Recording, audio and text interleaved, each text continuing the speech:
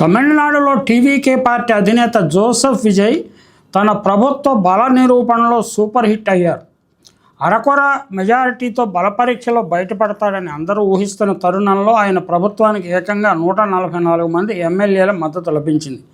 ఇదంతా చూడటానికి చాలా బాగుంది. అయితే విజయ్ ప్రభుత్వ నిర్ణయాలు, ఆయన బాడీ లాంగ్వేజ్ చూస్తుంటే విజయ్ ఇంకా నేర్చుకోవాల్సింది చాలా ఉందనిపిస్తుంది.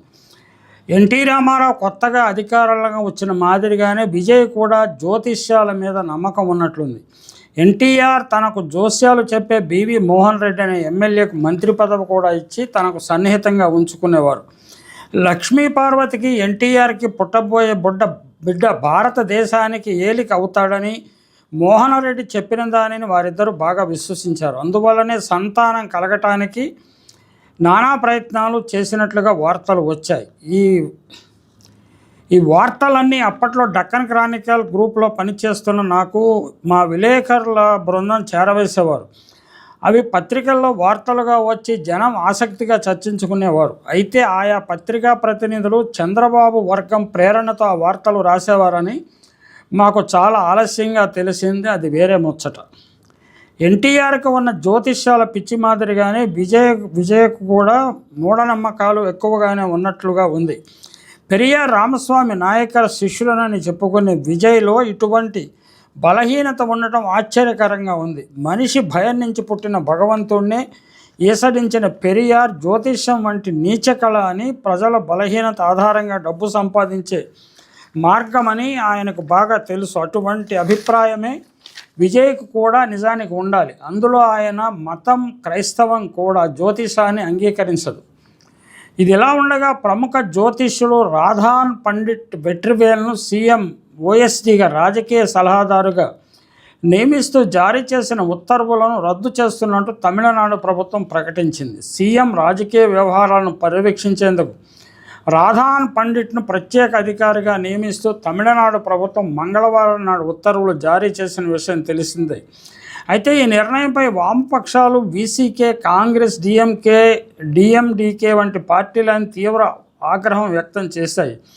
హేతువాదం మీద ఆధారపడిన ద్రావిడ రాజకీయాలను ఈ నియామకం పెడదోవ పట్టిస్తుందని సోషల్ మీడియాలో తీవ్ర విమర్శలు వచ్చాయి.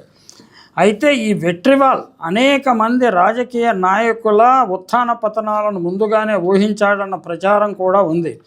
వెట్రివాల్ విజయ్కు రాజగురు అనే ప్రచారం కూడా మరొకటి ఉంది. విజయ్ తమిళనాడు ముఖ్యమంత్రి అవుతాడని వెట్రివాల్ ముందుగానే జోస్యం చెప్పాడట. అయితే ఈ ప్రైవేటు అనుబంధం ఆధారంగా ప్రభుత్వంలో ఓఎస్డీగా నియమించడాన్ని దాదాపు అన్ని రాజకీయ పార్టీలు వ్యతిరేకించాయి. అసెంబ్లీలో ఈ విమర్శల జడివానలో తడిసిన విజయ్ ఈ నిర్ణయాన్ని పునఃపరిశీలిస్తానని హామీ ఇచ్చారు. వెంటనే ఆ నియామకాన్ని రద్దు చేశారు. ఈ విషయంలో వెనుకంజ వేసిన విజయ్ ఉదయనిధి చేసిన విమర్శకు మాత్రం ధీటుగా సమాధానం చెప్పారు. ఓటర్లలో మెజారిటీ జనం టీవీకే పార్టీకి అనుకూలంగా ఓటేయలేదు. కేవలం 1.71 కోట్ల ఓట్లే టీవీకేకు వచ్చాయి.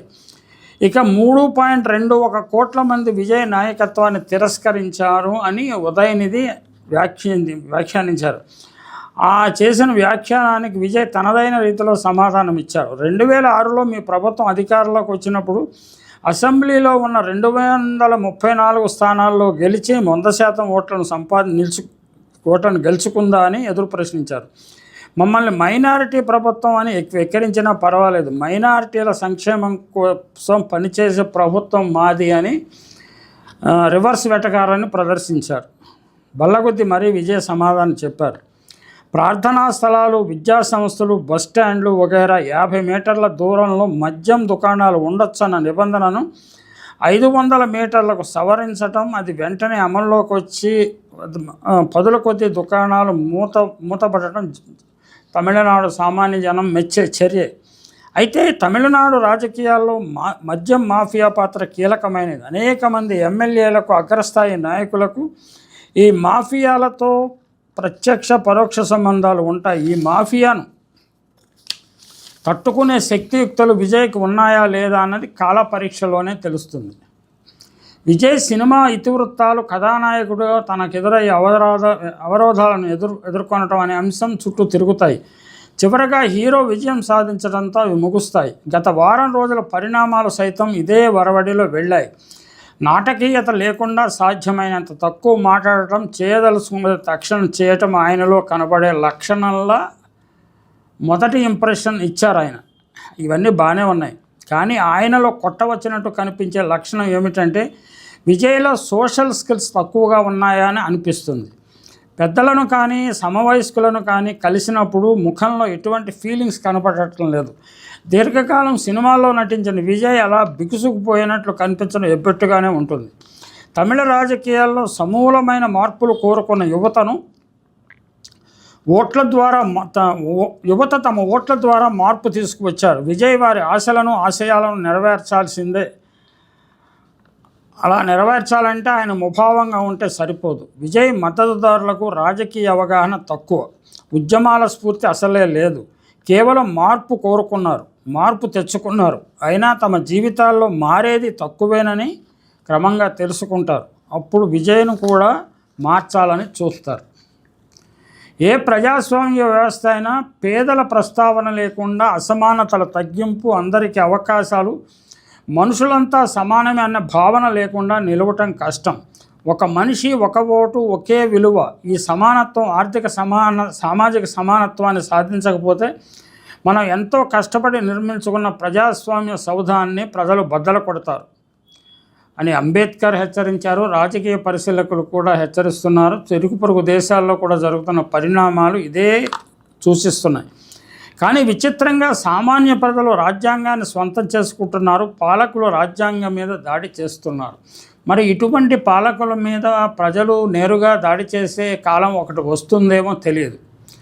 రాజ్యాంగ ఆదేశక సూత్రాలను పాలకులు ఎప్పుడో గాలికి వదిలేశారు. ఆర్థిక సంస్కరణల నేపథ్యంలో సామ్యవాదం అటకెక్కింది. దానిని పునరుద్ధరించి రాజకీయ కేంద్ర బిందువుగా మార్చడం దాదాపు అసాధ్యం. అందువల్ల విజయ్ లాంటి నాయకులు పేదలకు ఉచితాల వంటి తాయిలాలు ఇస్తూ కాలక్షేపం చేయాల్సిందే, అంతకంటే మార్గాంతరం లేదు. విజయ్ మంత్రివర్గంలో అందరూ దాదాపు రాజకీయాలకు కొత్త. రాష్ట్రానికి అవసరమైన నిధులు సమీకరణకు సలహాలు ఇచ్చేవారే లేరు. అందువల్ల విజయ్ సమర్థుడైన ఆర్థిక మంత్రి కోసం అన్వేషించాలి. లేకపోతే ఎన్టీఆర్కు కొత్తలో అధికారంలోకి వచ్చినప్పుడు తొందరపాటు, తప్పుడు నిర్ణయాలు వంటివి అనేకం చేసే ప్రమాదం విజయ్కు కూడా ఉంది. ఎన్టీఆర్ తొలి రోజుల్లో చేసిన కొన్ని తొందరపాటు నిర్ణయాలు కొన్ని గుర్తు చేసుకుందాం. తిరుమల తిరుపతి దేవస్థానం నిధులకు ప్రభుత్వం ట్రెజరీకి జమ చేయటం, ఆ నిధులను, దీనిని కోర్టు కొట్టివేసింది. మాజీ శాసనసభ్యుల పింఛన్ల రద్దు, ప్రభుత్వ డాక్టర్ల ప్రైవేటు ప్రాక్టీసు రద్దు, ప్రభుత్వోద్యోగుల పదవీ విరమణ వయస్సు 58 నుంచి 55కు కుదింపు, దీనిని సుప్రీంకోర్టు కొట్టివేసింది. దీనితో పని చేయకుండానే ఉద్యోగులు కోట్లాది ప్రజాధనం చెల్లించాల్సి వచ్చింది. తెలుగు రాని వ్యక్తి ముఖ్యమంత్రికి సలహాదారుగా నియామకం, విజిలెన్స్ కమిషన్ స్థానంలో ధర్మమహాపాత్ర నియామకం, ధర్మమహాపాత్ర విచారణలపై హైకోర్టు ఆంక్షలు. అలాగే ఎన్టీఆర్ కాలంలో కుటుంబ పాలన, అల్లుళ్ళు కుమారులకు ప్రాధాన్యం. విజయ్ కూడా అటువంటి లక్షణాలు ప్రదర్శిస్తే రాజకీయంగా దెబ్బతింటాడు. ప్రత్యామ్నాయాలు ఏర్పాటు చేయకుండానే ముందున్న వ్యవస్థలన్నీ రద్దు, అంటే విలేజ్ మున్సిపల్ కరణాలను రద్దు చేశారు. గ్రామాధికారుల వ్యవస్థను రద్దు చేయడం వల్ల ప్రజలు అనేక ఇబ్బందులు పడ్డారు. క్రమక్రమంగా ఇది సర్దుబాటు అయింది. ఎన్టీఆర్ రద్దుల ప్రభుత్వాన్ని ముద్ర పడిపోయింది. ఈ అంశాలన్నింటినీ గమనించి విజయ్ ఆచితీర్చి అడుగేయాల్సి ఉంటుంది. ఆయన ఏం చేస్తారో చూద్దాం.